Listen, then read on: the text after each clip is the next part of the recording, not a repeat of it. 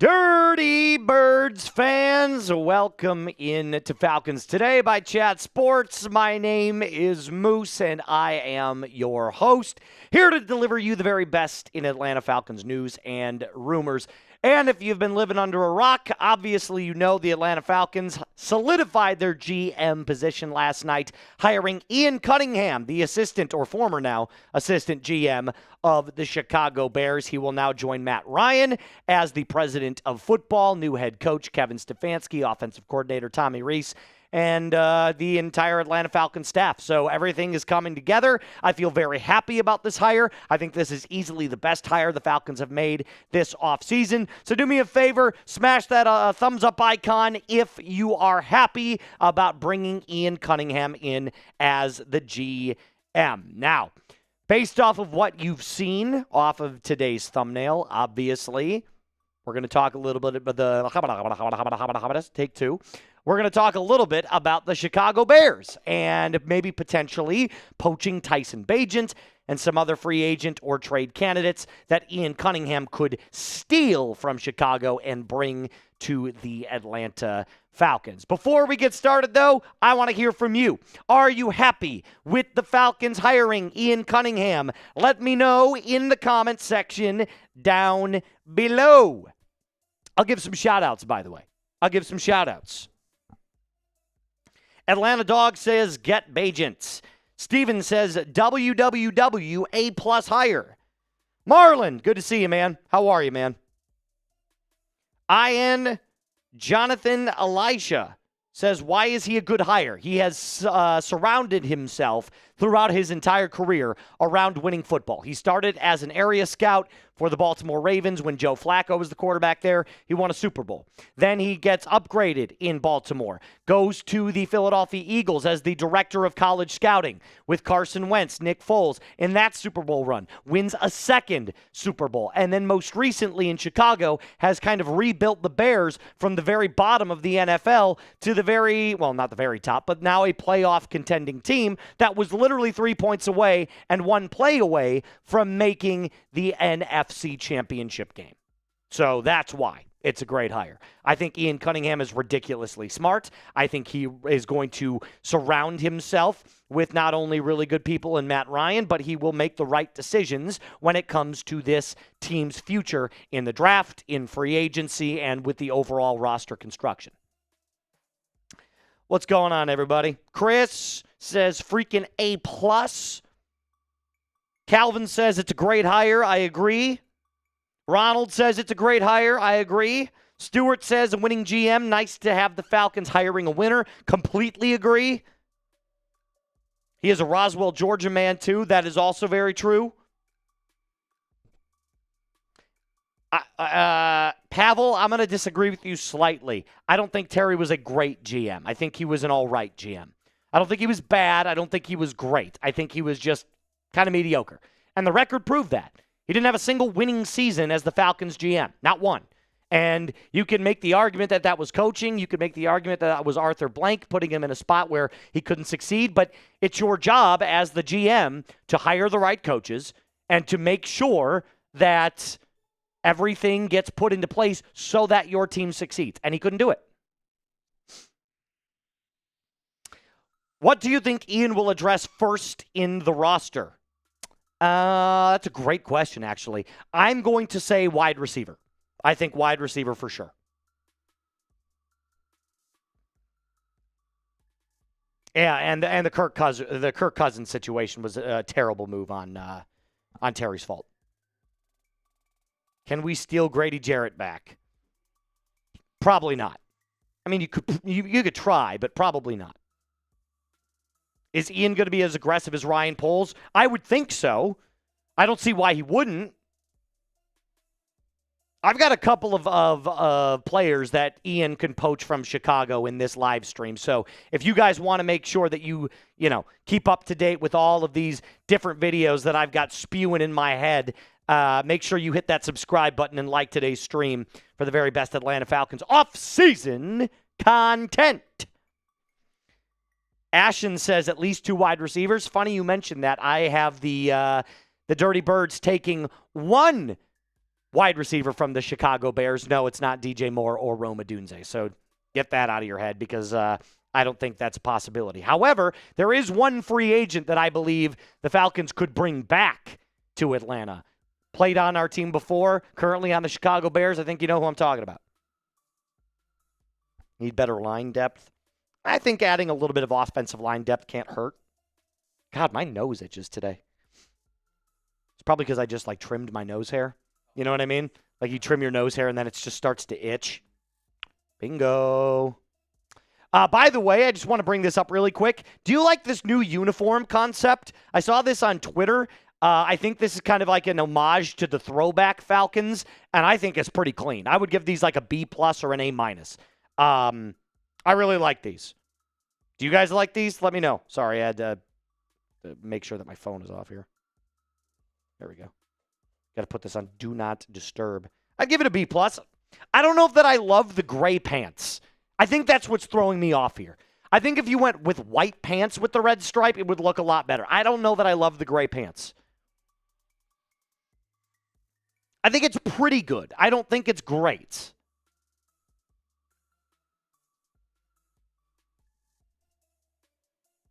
You don't hate the gray, Matt?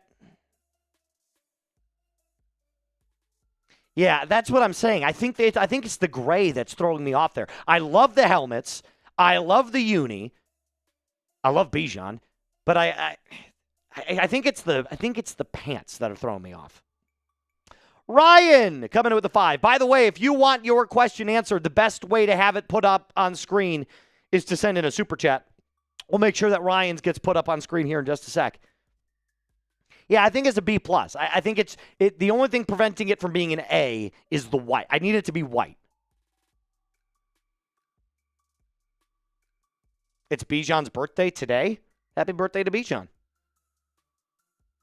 What about red pants? I don't mind red pants. I don't mind black pants either. I don't mind black pants at all. I don't know if I love that matte gray look. Something about it's throwing me off. J5 coming in. Let's make sure Ryan's there we go. What grade would you give the package of our new staff? Well, so I said that the Kevin Stefanski hire was a B. I think the Tommy Rees hire is like a C. I think the Bill Callahan hire is an A. I think Matt Ryan is an A, and I think Ian Cunningham is an A. So altogether, B+, A-. Like all things together, B+, I'd probably go. Yeah. I mean, think about this realistically, guys.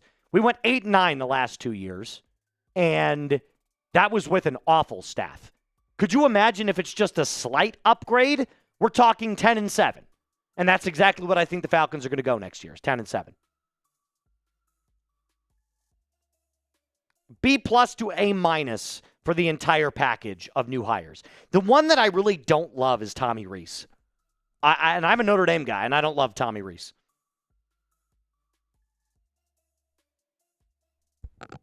(11-6). I'd have to take a look at the actual schedule when it comes out. We know our opponents, but we don't know the exact layout of the schedule.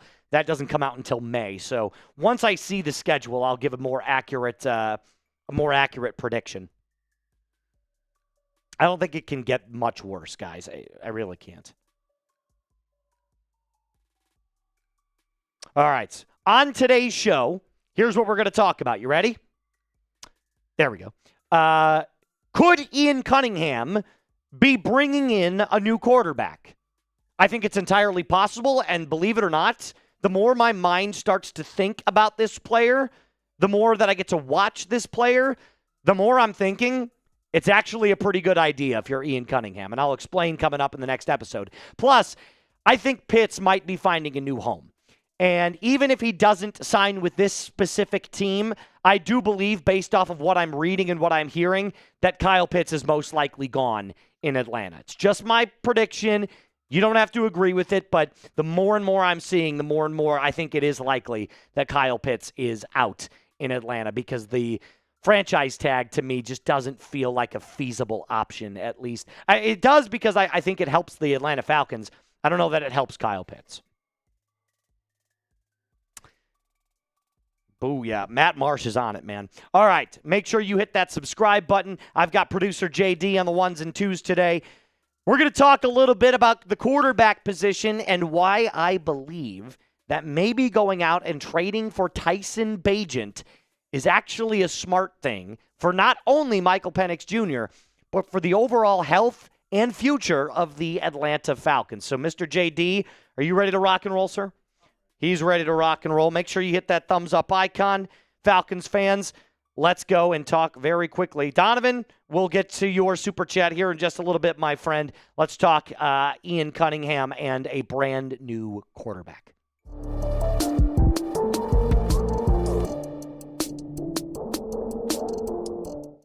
It is official, Falcons fans. We are hiring Ian Cunningham, the former assistant GM of the Chicago Bears, as our new general manager. Welcome in, Falcons fans, to Falcons Today by Chat Sports. My name is Moose.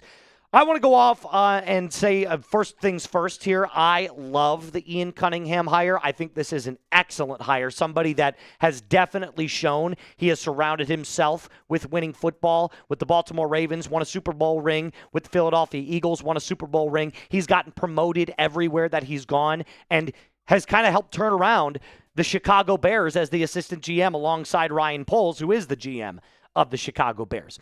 And then I started to think about it, and then one specific Twitter source kind of echoed what was already in my brain. Could the Bears' backup quarterback, Tyson Bagent, be an option for Atlanta? Bagent is entering the final year of his contract, and Bears GM Ryan Poles could consider dealing him to his buddies in Atlanta. Interesting. Mind is starting to do its thing. It's starting to just kind of work through all of the possibilities here in bringing in Tyson Bagent. Now, first to at least wonder if we should bring in Tyson Bagent, we have to figure out who Tyson Bagent is and why I think he'd be a great option in Atlanta. Before that, though, I got to tell you guys that we are only 521 subs away from hitting 51,000 here on the channel. So if you're a new Falcons fan or you're a returning Falcons fan that just wants more content, you got to hit that subscribe button, click that bell icon, and make sure you never miss a time that we post. Who is Tyson Bagent? 6'3", 213-pound quarterback from D2 Shepherd. Yes, you heard that correctly. He is a Division II college quarterback. And fun fact, he is the all-time leading passer in NCAA history for passing yards, encompassing all areas. So D1, D2, and D3. But he is 26 years old. He's a third-year quarterback from Shepherd, like I said. He has only started a total of 4 games for the Chicago Bears, but he went 2-2 as a starter. And by the way, this is kind of, there's a little caveat here to this. He has not started since his rookie year. That's the last time he started, was a rookie. And he went 2-2. So the kid's got a little bit of motion. God forbid a white boy get a little bit of motion. He signed a 2-year, $10 million contract this year, though, with the Chicago Bears in August of 2025. So he does have one more year on this contract. But he has plenty of talent to be a starter. If you looked up 5 minutes, 6 minutes of Tyson Bagent highlights on YouTube, and I highly recommend you do, you would see that this is probably one of the most talented backups in the entire National Football League landscape. I mean, let's just go back to the 2025 preseason. This year's preseason. Take a look at the numbers. 66.7% completion percentage. 511 passing yards. 5 touchdowns, 1 INT, and a PFF grade of 89.0. And most notably, going back to what I saw, his best game was against the Buffalo Bills in terms of how much time he got as the starter. And he went 11 for 16 in that game for 184 yards, 1 touchdown, led 3 touchdown scoring drives with a passer rating of 128. Now, again, it's the preseason. I get it.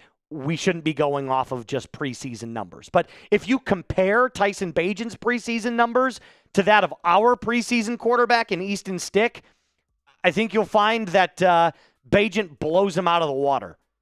And Easton Stick is like a, 7-8 year veteran. Bagent's going into year 4, and he is already blowing Easton Stick out of the water. Beat him in PFF grade, beat him in passing yards, passing touchdowns, and touchdown to interception ratio. Bagent, by the way, would be the perfect backup option for the Atlanta Falcons. Why? He's cheaper and younger than Kirk, and he's also got legitimate competition for Penix. By the way, he's incredibly mobile, too. I wouldn't say he's as mobile as Caleb Williams, and he's definitely not nearly as mobile or as fast as a guy like Justin Fields, who he backed up as well. But my God, Bagent can move way more than Penix and way more than Kirk Cousins. And one of the things that I noticed about Tyson Bagent, what is the biggest strength of his game after watching the tape? He's incredible off of play action, something the Falcons did not have under Zach Robinson. So now, under Kevin Stefanski, this might be an opportunity for Bagent to not only try to earn a spot as a starter, but show what he's capable of after learning 1 year under Ben Johnson. So let's go back to 2023, the last time he started against somebody that we're very familiar with, the New Orleans Saints. So this was back in 2023. He started against the Saints, and he did, by the way, this was also under, I believe, Luke Getsy as their offensive coordinator. Tyson Bagent stats off of play action: 7 for 7, 110 yards, 2 touchdowns, and a perfect passer rating. The dude is excellent under center. He's got mobility. He's got not a great arm. His arm's kind of weak. Believe it or not, it's another weakness of his. But it's not like he can't throw the ball 50 yards. He just can't rip it like Caleb. And he doesn't have the deep ball that Penix would have. So Penix beats him in that area as well. But he's got the mobility. He's got the short game. He's got the quick game. And we all heard from Kevin Stefanski and Matt Ryan, they want to build off the running game. So Bagent wouldn't have to come in and be Caleb Williams. He wouldn't have to be Joe Burrow or Josh Allen or Patrick Mahomes. Can you go out there, complete 18 of 25 passes for 200 yards, 2 touchdowns, no picks? Yes, he can. Absolutely can. And I do believe that that's something that the Falcons really kind of need, is if you are going to build the game around Bijan, if the passing game is going to be more of a complement, then why not go with a guy like Bagent? At least bring him in as a backup and let him compete with Michael Penix. It's a win-win situation. If Penix goes out and wins the job, great. Tyson Bagent's in the same position that he was before. But this is a younger and higher upside guy right now than Kirk Cousins, believe it or not. I mean, I know what Kirk is, but Tyson Bagent has so much boom potential. I have said since he got entered into the league, there will be a team at some point in the NFL in his career that makes him a bridge starter. Could it be the Falcons? We'll see. So, if you're interested in trading for Tyson Bagent, because remember, he's got 1 more year on his contract, type T for trade, type P for pass. By the way, trading for him would not take a lot of draft capital at all. He's a backup quarterback. Remember that. So let me know in the comment section down below, or if you're watching in our live show, live chat right now, T for trade or P for pass. Now, coming up, what would the cost be? And could we steal some other players from the Chicago Bears? Yes, and yes, we definitely can. Before that, though, I got to tell you about our friends over at Prize Picks. The big game is right around the corner, Seahawks versus Patriots. You do not want to miss any of the last-minute football action, cashing in on America's biggest sporting event ever. So download the Prize Picks app, where you can get $50 instantly in lineups after you play your first $5 lineup. You can play with flex play, meaning you can cash out if one of your picks doesn't hit. You can go with the power play, which gives you more of a payout. It doesn't really matter how you play, just play with Prize Picks. Lineups take 30 seconds to create. This one took me 45 because it's a 4-pick flex play. I took Drake May on the max discount play, more than half a passing yard. I've got JSN, and I've got Ramondre Stevenson as well. Yours can look like this. It doesn't have to. Download the app today. Use code CLNS to get $50 instantly in lineups when you play your first $5 lineup. That's code CLNS to get $50 instantly in lineups after you play your first $5 lineup. Prize Picks. It is good to be right. So here's my trade idea. Falcons get Tyson Bagent. The Bears receive a 2027 4th-round pick. Again, it's a backup quarterback. The Bears, who notably wanted the comp picks from the Atlanta Falcons. They're not going to get them because Matt Ryan is leading the charge of football operations, so they don't get the Rooney Rule comp picks, which is a crazy loophole, but it is what it is. They can't do anything about it. This would be a way for the Atlanta Falcons to say, hey, not only are we going to scratch your back a little bit for that endeavor, but we also get our future franchise quarterback potentially if we want. I think it's a very fair offer. So give them a next year's 4th-round pick. Everybody's happy. The Chicago Bears go out and sign a veteran, or they ride with Case Keenum, who's their 3rd stringer right now. Doesn't really matter. Here's what I know. Ian Cunningham comes from Ryan Poles, and Ryan Poles is ultra aggressive in not only free agency, but in making trades, et cetera, et cetera. So is there a possibility that we could go out and steal other players from Chicago? And if you're thinking to yourself, why would we want to steal anybody from Chicago? Did you not watch the Bears this year? They got insanely better in a very short amount of time. And they are going to be parting ways with some very key and notable players here in the near future. The first one, in my opinion, that you could go out and, again, you'd have to trade for this guy as well, Cole Kmet, tight end for the Chicago Bears. And he's an older player and kind of being replaced by Colston Loveland, who seems to be their number one. He and Caleb Williams have a great rapport. But Cole Kmet from the University of Notre Dame, by the way, this year was definitely a complimentary piece in the tight end game, but he's an excellent run blocker, and I do believe he still has a couple of red zone years left where he could score 5 to 6 times. Just take a look at the last couple of seasons for Cole Kmet. In 2022, 544 yards receiving, 719 yards receiving, 474 yards receiving, 347. So he's kind of declined a little bit, but one thing you also notice, he's the picture of consistency when it comes to health. 17, 17, 17, 16 games played. The guy just never gets hurt. He's always, always healthy, and he's a great run blocker. The 2 biggest areas of his game which he excels in is in run blocking and in red zone targets. And if you remember the last game that Chicago played against the Los Angeles Rams, that unbelievable throw that Caleb had where he dropped back like 40 yards and just chucked it into the end zone, that was caught by Cole Kmet.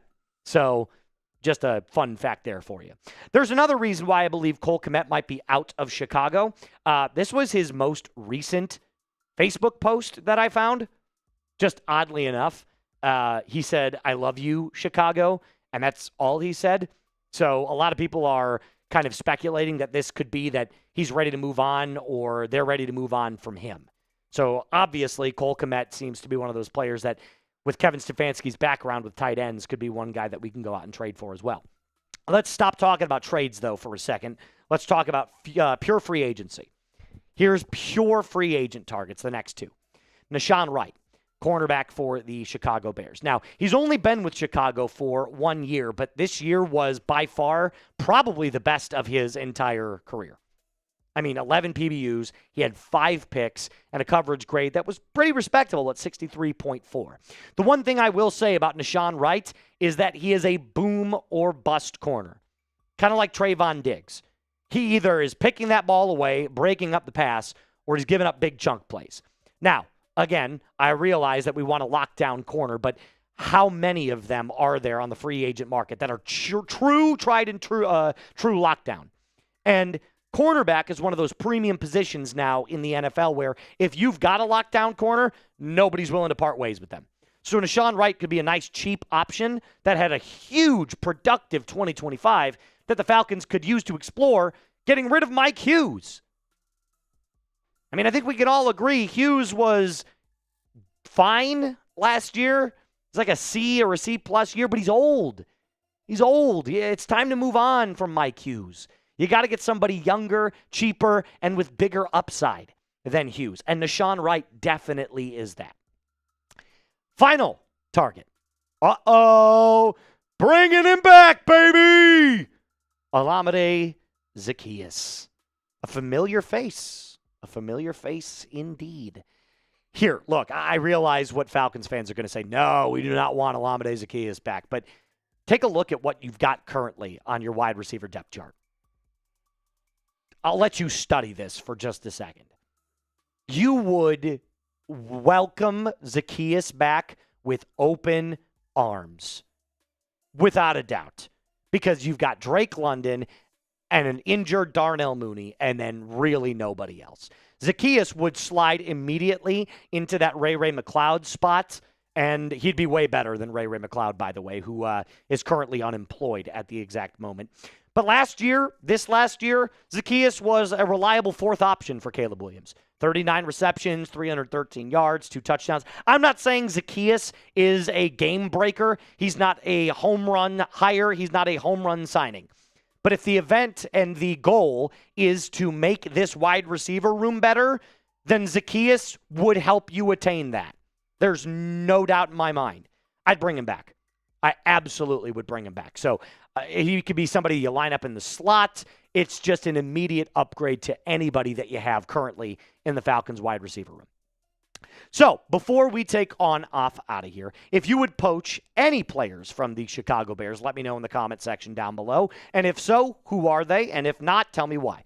Defend your answer no matter what here. That's what we do on Falcons Today. So do me a favor. Like I said, get down to the comment section down below. I would probably poach Nahshon Wright and Olamide Zaccheaus. And I'm not so sure right now about Cole Kmet. But Tyson Bagent is very intriguing to me as well. So if they could make it happen, I'd go after Bagent, Zaccheaus, and Nahshon Wright.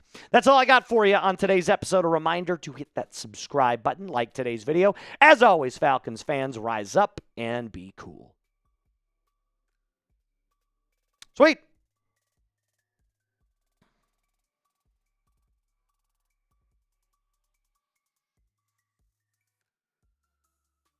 Dio Asumno from Mike Nintendo Master.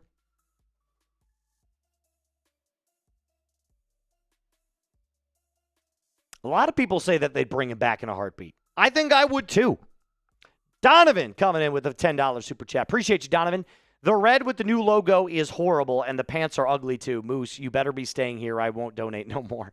I say we go 9-7. Thank you, Donovan. I appreciate it, man. Listen, you don't have to love the uniform design. It's just something I found. I didn't design that myself, but I found that on Twitter. I appreciate you saying that, man. Again, like I told you guys, an update, it's not really an update. It's something I've been telling you guys before. As far as I know, I'm continuing to be the host of the Atlanta Falcons Today channel until they tell me not to. And once they tell me I'm not going to be the host, I promise you I will let you know. I will not just leave you high and dry like that. I will 100% give you an update as to if I'm going to stay or if I'm not going to stay. So as of right now, I'm staying. Thank you, Donovan, for your $10 super chat. Bowden, reaction to Zach Robinson in Tampa, hilarious. Good luck, Baker. Couldn't have happened to a nicer quarterback. Good luck developing under Zach Robinson. ATL. I didn't realize I got a $10 super chat from the city. Moose, great call on Cunningham hire. I like it. I do too. I think he's going to be really, really good. Comes from a very aggressive Ryan Poles. Has a lot of winning track record with Philadelphia and with Baltimore. I think it's an A-plus hire. I really do. JB, hold it down. We need speed at wide receiver and cornerback. Well, Nahshon Wright is fast, and Zaccheaus is fast. So I'd take both of those guys in a heartbeat. In a heartbeat.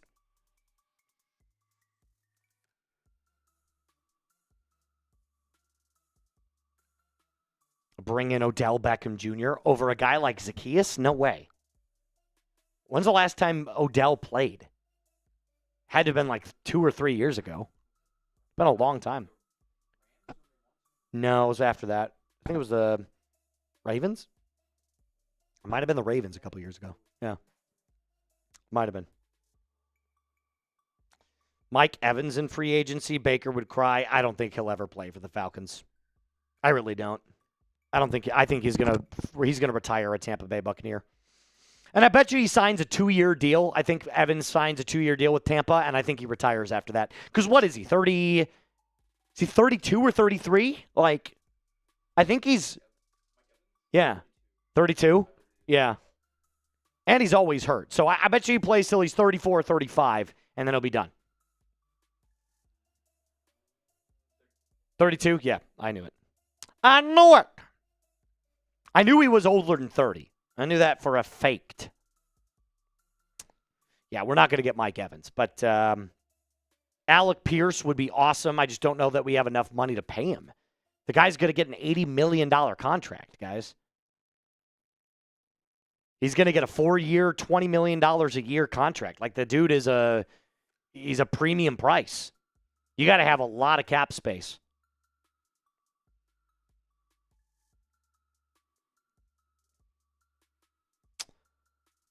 What'd you say? Oh, okay. Gotcha. All right. The next episode that we're doing is about Kyle Pitts and why I think he's most likely gone with Atlanta. Everything that I'm reading kind of indicates to me, plus what his agent's David Mulgeta, his agent absolutely despises the franchise tag. So I'm starting to believe that Kyle Pitts might test the free market.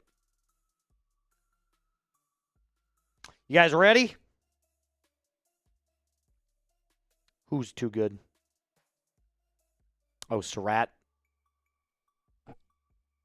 Why are we live? We're talking about Ian Cunningham a little bit and potentially poaching some players from Chicago. All right, let's do this. Oh, no! Oh, no! Push me forward. It's all right. There you go. No, it happens from time to time. Just load it up again and then run it back. Yeah. So just like same thing. Put it up to the side.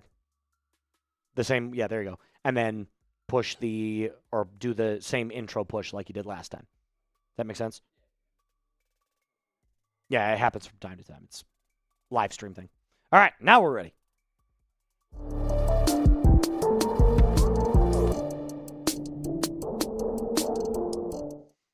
So, Kyle Pitts, is he going to come back? Is he going to test the market? What is going to happen with our tight end? Welcome in, Falcons fans, to Falcons Today by Chat Sports. My name is Moose. And the reason I bring this up is because I've been seeing more and more social media talk of Kyle Pitts joining an AFC team. In fact, the Miami Dolphins seem to be a team that have been constructing what they consider their new potential offense under Jeff Hafley, their new head coach. And they want Malik Willis. They want Jordan Tyson from Arizona State. And notice right there, Kyle Pitts as well. So they want Kyle Pitts. He's on their radar for sure. So in today's episode, we're going to talk about Kyle Pitts potentially leaving for the Miami Dolphins, leaving the Atlanta Falcons in general, and if he does, who are some replacements for Kyle Pitts that the Falcons could also explore in free agency. I think this is pretty indicative, at least to me, that Kyle Pitts is probably leaving, and I'll explain what I mean coming up here in a little bit, but Alex Kay is a reporter for Bleacher Report, and here's what was said about Kyle Pitts in a most recent article by Alex. After shipping off Jonnu Smith before the 2025 season kicked off, the Dolphins failed to generate reliable pass-catching production from their tight end spot. Neither Greg Dulcich or Darren Waller stood out while splitting time as Miami's primary receiving tight ends, and the team now desperately needs to fill that hole this offseason.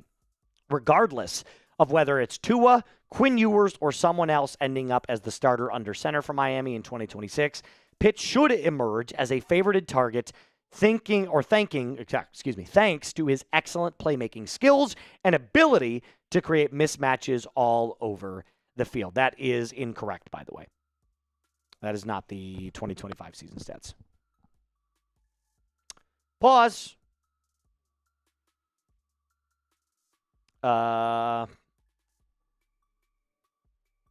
There should be a...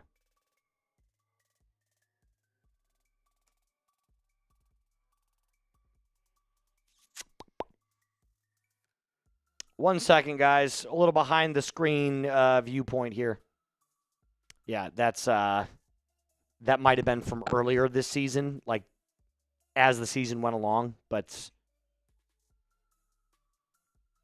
there should be another one in Falcons that is his 2025 season stats. It should be 88 receptions for 928 yards.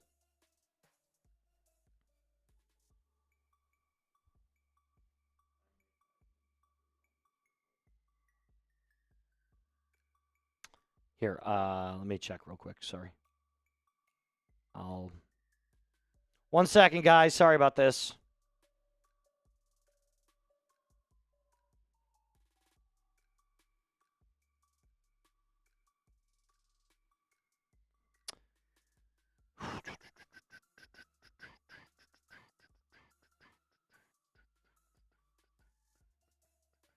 It should be row number... No, that's incorrect as well. Did you build that or who built that? Yeah, I don't know where you were getting the numbers, though, from. Let's go to, hold on 1 second. Yeah. All right. Cool.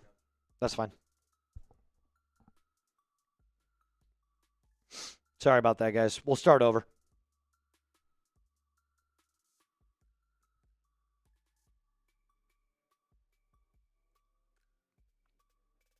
I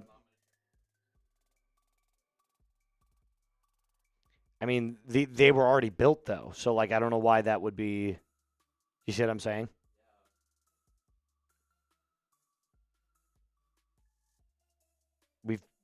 We've done. Yeah, I don't know how those got changed up, but. All right, cool. I'll start over there.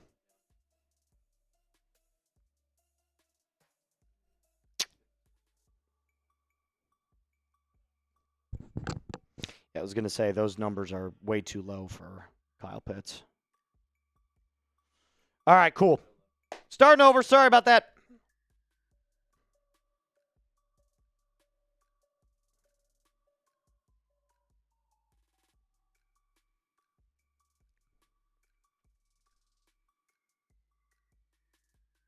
All right, let's start over real quick. Back on Kyle Pitts for a second.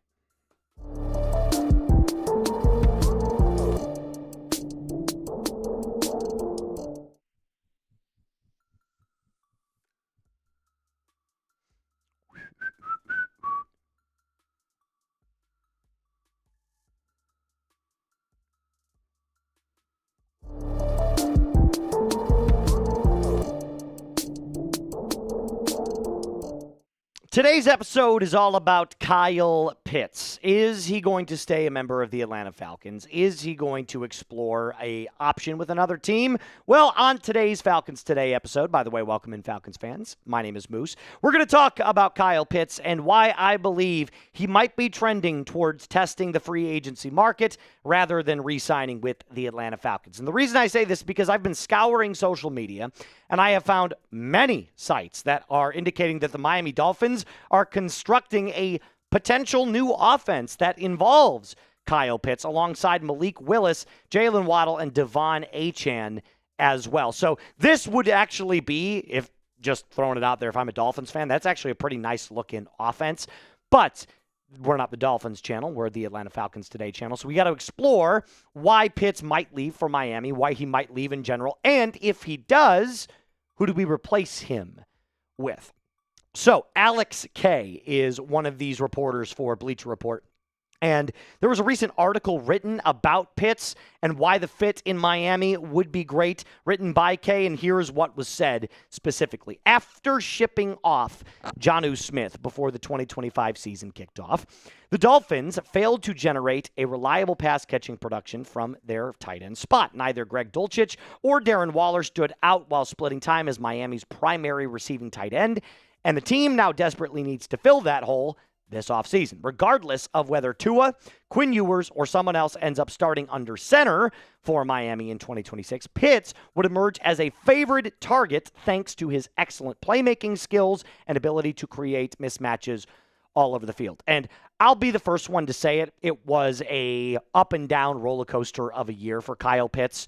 I thought he really came into his own when Kirk stepped in as the starter after Penix's injury, specifically highlighted by that game against the Tampa Bay Buccaneers when he was just, I mean, it was one of the greatest tight end games I've ever seen. What do you have, like 166 yards receiving, 3 touchdowns, had 10 receptions? I mean, he just went ballistic. But I've also been the one that has said, I don't know that I would give Kyle Pitts a full contract just yet. The thing that makes the most sense for the Atlanta Falcons to do would be to franchise tag Kyle Pitts. And I've been on team franchise tag since November of this last year. I said after watching a couple of games, I'm like, there's just something about Pitts that I'd want to keep him for one more year, but I'm not ready to pay him 3 years. What would he want? $36 million? I just don't know that would be smart for the Atlanta Falcons to do. And the franchise tag, by the way, is $15.88 million for Kyle Pitts this year. Great. It's well within the opportunity to do anything in the cap. But if you wanted to go after a significant player, you couldn't go after Kyle Pitts and franchise tag him because it hits the cap immediately that season. So if you were going to franchise tag Kyle Pitts, that would kind of be your major move. And his agent is a guy named David Mulgeta. And Mulgeta has gone on famously on the record and said, I despise the franchise tag for his clients because, it's pretty obvious. They don't get the long-term contract, and anything can happen in that season. If they get injured, that affects their future contract status, and they don't get that much more money. It's 1.5 times the salary that they made the year prior. So I am starting to more and more believe that this is not a likely scenario for Atlanta. It just doesn't feel like it's going to happen. I have a feeling that they're going to offer him a contract that is well under what he wants, and he'll just say, thanks, but no thanks. I'll explore other options in free agency, like with the Miami Dolphins, who he would fit very well with, or another team in the NFL that needs a tight end. And tight ends are not a premium position, but it's like gravy on your offensive train. It's just a little bit of extra secret sauce if you've got a nice tight end. But Kyle Pitts doesn't really play like a traditional tight end. He plays like a wide receiver. So do you think Kyle Pitts will re-sign with the Atlanta Falcons? Let me know. There is a possibility that you could tag him and trade him, by the way, to get the most value out of Kyle Pitts' not productivity, but like him as a player. That value could be a tag and trade scenario for the Dirty Birds. Although, again, there's a lot of different factors at play here. I don't know that is the most feasible one. Either way, let me know in the comment section down below. Now, if Kyle Pitts were to leave, if he were to say, thank you, Atlanta, for everything, thanks for the drafting, thanks for the memories, I'm going to go somewhere else. Who could replace Kyle Pitts? Well, the first thing that comes to mind are two players of note, both of which have either a direct tie to Kevin Stefanski or an indirect tie to Kevin Stefanski. And I'm going to tell you who those names are here in just a little bit. But before we do that, I got to tell you about my friends over at Prize Picks. The big game is right around the corner, Seahawks versus Patriots. And you don't want to miss any of the exciting last-minute football action on America's biggest sporting event ever than with Prize Picks. So download the app today and get $50 instantly in lineups when you play your first $5 lineup. They've got flex play, meaning that you can cash out your lineup if one of your picks misses. It's got the power play, which makes your money even grow that much more based off of a little bit of extra, what do I like to call it here? It's a little bit of extra risk involved in the power play. Either way, your lineups take at least 30 seconds to make, and if not shorter than that. My 4-pick power play for the big game is Drake May and the max discount, more than half a passing yard. I've got JSN. I've got Ramondre Stevenson. It can look like this. It doesn't necessarily have to look like this. So just download the app today. Use code CLNS to get $50 instantly in lineups when you play your first $5 lineup. That's code CLNS to get $50 instantly in lineups when you play your first $5 lineup. Prize Picks. It is good to be right. Pitt's replacements go as follows. T.J. Hawkinson from the Minnesota Vikings and David Njoku from the Cleveland Browns. Now, we've talked a little bit about Njoku, so we're going to touch on David Njoku first in this little episode, I guess is what you could call it. But David Njoku is one of those players that I believe it's a little interesting with Njoku. He is directly correlated to Kevin Stefanski, but a lot of people are saying that his better days are behind him because of what happened recently in 2025, which is a massive dip in productivity for David Njoku. But I don't think that's because he just fell off. I think that's because they drafted Harold Fannin Jr., who is kind of like Kyle Pitts. I mean, he's a receiving tight end, and clearly the quarterback situation in Cleveland was a complete freaking nightmare. So I look at his productivity in 2025 as a direct result of just poor quarterback play, and they drafted his replacement. I mean, let's be honest. He's not a spring chicken anymore. He's, 30 years old? So David Njoku feels like he's got better productivity and better production than this, but I'm still a little concerned about bringing Njoku in. He does play a traditional tight end spot better than what Kyle Pitts does. CBS Sports talked a little bit about David Njoku as well. They said David Njoku lost his spot as the Browns' top tight end while dealing with knee injuries for most of the season. Harold Fannin quickly became a go-to guy for Shedeur Sanders this year, and if healthy, he's available middle of the field and red zone target. Turning 30 and dealing with injury should make him more attainable target than in years past. Well, we know that Kevin Stefanski loves the tight end position. He said it himself in his opening press conference. We also know that he's got a direct relationship with David Njoku. This feels like it would be an immediate signing. Like this feels very likely, in my opinion. Now, he is more traditional than Kyle Pitts, so we'll give him a lot of credit for that. He actually blocks and is a good blocker. So that's one thing that you have to be a little bit aware of. And also, what he lacks in Kyle Pitts' receiving prowess, he makes up for in the blocking area, but also is a very good receiving threat. So I don't think 33 and 293 with 4 touchdowns is necessarily it's not a good prediction for next year. If he were to come to Atlanta, my guess would be 50 to 55 receptions, 500 to 600 yards, 4 to 5 touchdowns as well. Very traditional, solid tight end numbers. The other guy on this list is TJ Hawkinson.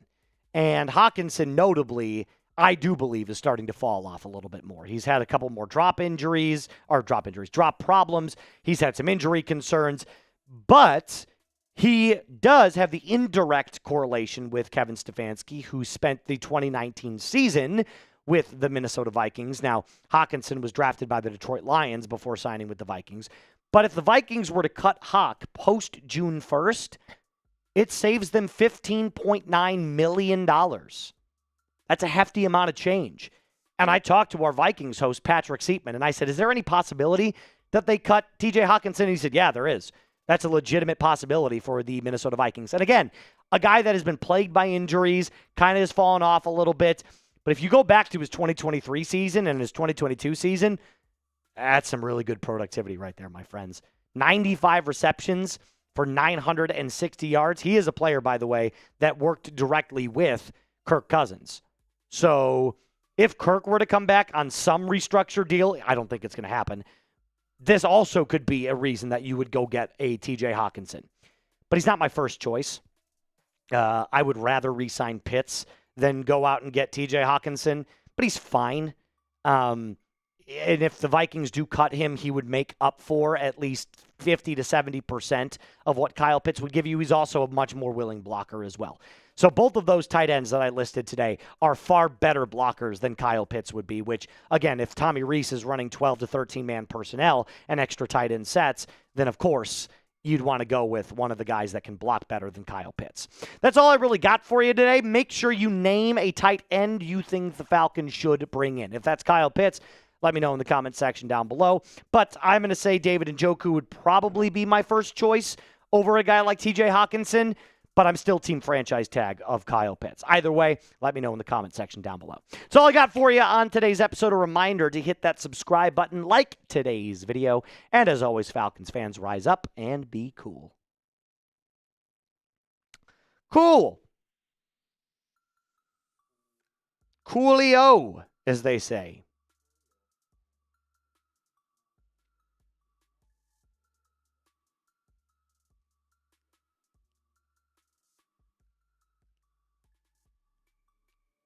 Okay, but is it C.D. Utlinger? C. Dutlinger? You say that Stefanski runs 12-man personnel and that tight ends are super important that will sign Pitts, but the problem with that is Kyle Pitts lines up as a wide receiver more often than he's on the line in a three-point stance. He's not a willing blocker, and he's not a good blocker. So you'd be kind of re-signing him like another wide receiver. I guess that's just my final thoughts on the matter. Darren, What do you think about signing someone like Eric Stokes and Rashid Shaheed? You're not going to get Shaheed. Shaheed's going to stick with the Seattle Seahawks.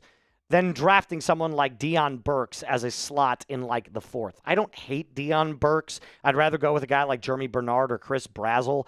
Eric Stokes I've listed as a cornerback target for the Atlanta Falcons. Former Georgia player. Actually had a really quietly good 2025. He just played for the Raiders, and the Raiders suck. So I wouldn't be upset with Stokes. You're not going to get Shaheed. I'd probably set my sights on Chris Brazzell, though. 6'5", 220. I mean, the dude's a behemoth. Michael, tell them folks at Chat Sports to keep you keep your ass on this channel. Let's hope. Let's hope, man. I'm excited. I am excited. All right.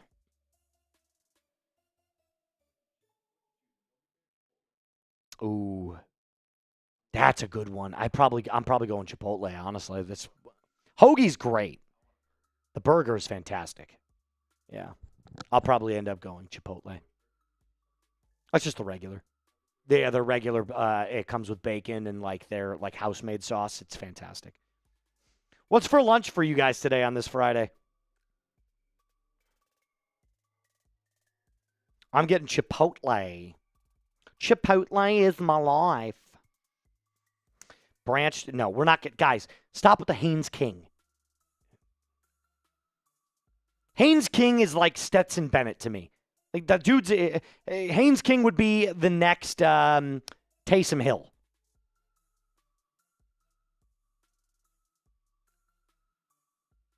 Bologna sandwiches. I haven't had a bologna sandwich in ages. Do I think they'll draft Branch out of Georgia? Yeah, it's possible. I don't know why we get so hung up on drafting from our respective colleges. You know what I mean? Like would every single Bears fan ask to draft out of the University of Notre Dame? I think it's dumb to just focus your sights on only one college. It's like all the Georgia fans want all of the Georgia players to go play for the Falcons. I don't hate Zachariah Branch. I think he's a good player.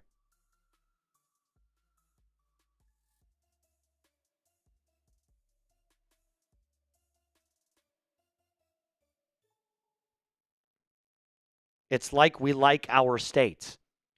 You can like your state, but is that going to build championships here?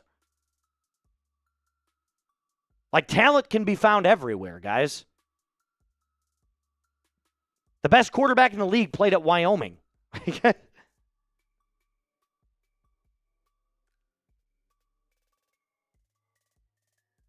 Got a couple of super chats coming in here that we'll touch on before we get on out of here. You can like your home states. I mean, I can guarantee you that all the Cowboys fans in here, they don't want to draft everybody out of Texas.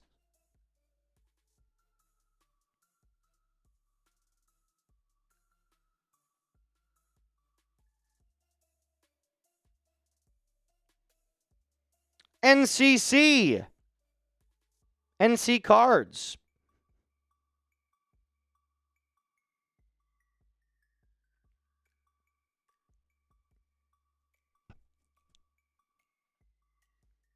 Hawk says, I'm so glad that Raheem is gone. I just wanted to say that. NC Cards. Pitts is a bad blocker for sure, but he's still a much better player than all of those guys, and he's younger. I agree with that. A better catcher and a talent. Yep, I agree with that as well. So if you could franchise tag him, do it. If not, no questions asked, or no questions asked. I don't disagree with this. I've been team franchise tag for a long time. What I'm trying to get across to you guys is I don't think I could justify giving Kyle Pitts 3 years, $36 million. It's just way too much money.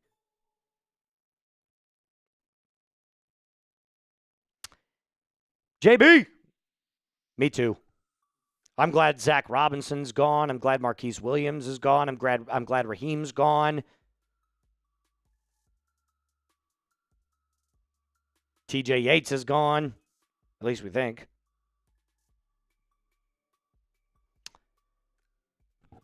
Appreciate you, though, JB. Thanks for letting me... Did it just get wildly hot in here? So we went from freezing cold to scorching hot in a matter of 30 minutes. Unbelievable. Ryan... Oh, no. Yeah, it is Ryan Jones. No, it's Ryan Jones. You had it. Go back up. Oh, got it. There we go. I'm no cap expert, but can we make a legit move? It depends on what you decide to do with some of the current salaries. You can restructure some of those. You can also defer some of those into signing bonuses. So you could give cash up front. Holy shit, no way. Really? Did the Vikings fire Kwefi Adosomensah? They did! Kwefi's gone! That's crazy.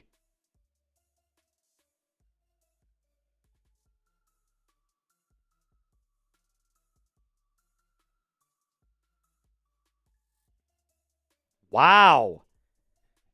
So the Falcons are not the only team that... Wow. By the way, all of my brother-in-laws, all of them, live in Minnesota. Every single one of them. So they're blowing up my phone right now. That's crazy. That is a late firing, man. Their season ended the same day the Falcons ended, January 4th. It's been, what? What's today, the 30th? 3.5, almost 4 weeks? Like, geez.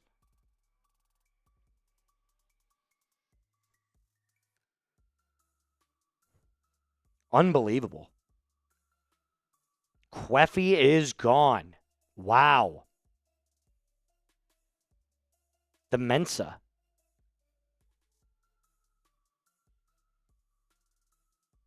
All right.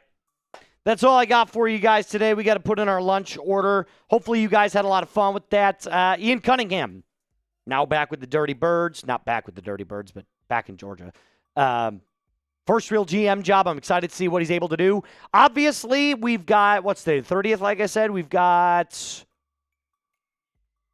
about 3 weeks before we start to see some real rumors coming in about who's going to be signed in free agency, what the plan is going to look like for this team. Obviously, it's a very exciting time. So within the next month, you should be seeing some huge news and huge rumors surrounding your favorite football team. I'm excited to bring you guys every single video that I can.